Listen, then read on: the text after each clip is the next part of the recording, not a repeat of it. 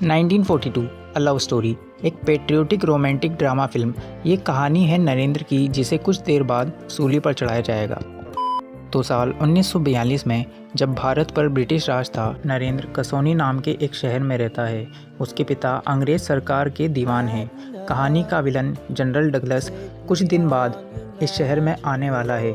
दूसरी तरफ रघुवीर पाठक, जो एक क्रांतिकारी है, जनरल डगलस ने उसके एक बेटे को मार दिया, जिसका बदला लेने के लिए वो भी कसौनी आ जाता है।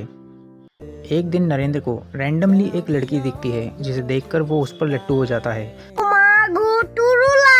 वो अपने ड्राइवर दोस्त मनोहर के साथ उस लड़की को ढूंढता है। वो रघुवीर पाठक की बेटी राजेश्वरी होती है। राजेश्वरी को अपने पिता के सीक्रेट प्लान के बारे में कुछ नहीं पता। रघुवीर पाठक अपने दोस्त आबिद अली बेग से दवाई के बहाने बॉम्ब बनाने का सामान लाता है और रात में बॉम्ब बनाता है। नरेंद्र तो राजेश्वरी पर लट्टू था ही, लेकिन 5-6 मुलाकात और 3-4 गानों के बाद राजेश्वरी भी नरेंद्र के प्यार में गिर जाती है। अब सब कुछ ठीक चल रहा था, लेकिन एक रात राजेश्वरी का भाई उनके पास आता है, जिसे सिपाहियों ने गोली मार दी थी, और वो भी शहीद हो जाता है। अब राजेश्वरी को भी अपने पिता का सीक्रेट प्लान पता चल जाता है, लेकिन वो सब कुछ नरेंद्र को बता देती है। उसके पिता को नरेंद्र पर भरोसा नहीं था। नरेंद्र खुद वहाँ आ जाता है और बताता है कि वो किसी को कुछ नहीं बताएगा, वो बस राजेश्वरी से शादी करना चाहता है। तो राजेश्वरी के पिता उससे एक बहुत ही लॉजिकल बात कहते हैं। अरे बेवकूफ, जब सारा देश भारत छोड़ो के नारों से गूंज रहा है, तुम्हें प्यार मोहब्बत की पड़ी है। नरेंद्र कहता है कि वो अपना घर छोड़कर आएगा और वहाँ से चला जाता है।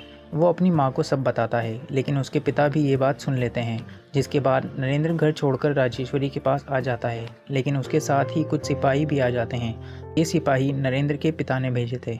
रघुवीर पाठक को ये लगता है कि नरेंद्र ने उन्हें धोखा दिया है, इसलिए वो राजेश्वरी को वहाँ से भगा देते हैं और खुद को एक धमाके में उड़ा देते हैं। अब एंट्री होती है शुभांकर की, जो रघुवीर पाठक का साथी था। वो राजेश्वरी को वहाँ से ले जाता है। वो कुछ दिन छुप कर रहते हैं और जनरल डगलस के आने का वेट करते हैं। राजेश्वरी को भी यही लगता है कि नरेंद्र ने उन्हें धोखा दिया था। राजेश्वरी और शुभांकर छुपकर आबिद अली बेग से बॉम्ब लेने जाते हैं, लेकिन सिपाहियों को बॉम्ब मिल जाते हैं और उनका एक साथी भी पकड़ा जाता है। अब जनरल डगलस भी वहाँ आ जाता है, जो एक क्रांतिकारी और मनोहर को गोली मार देता है। कहानी में एक और कैरेक्टर है मेजर हिस्ट, जो एक आर्मी ऑफिसर है और बेग साहब का दोस्त भी। उसे पता चलता है कि बेग साहब भी जनरल डगलस को मारने के प्लान में मिले हुए हैं।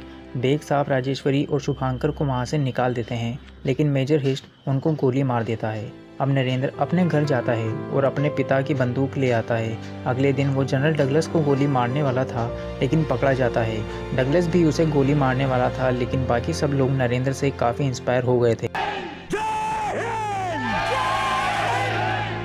इसलिए वो उसे सूली पर लटकाने का फैसला करता है। अब राजेश्वरी को समझ आ जाता है कि नरेंद्र ने उन्हें धोखा नहीं दिया था।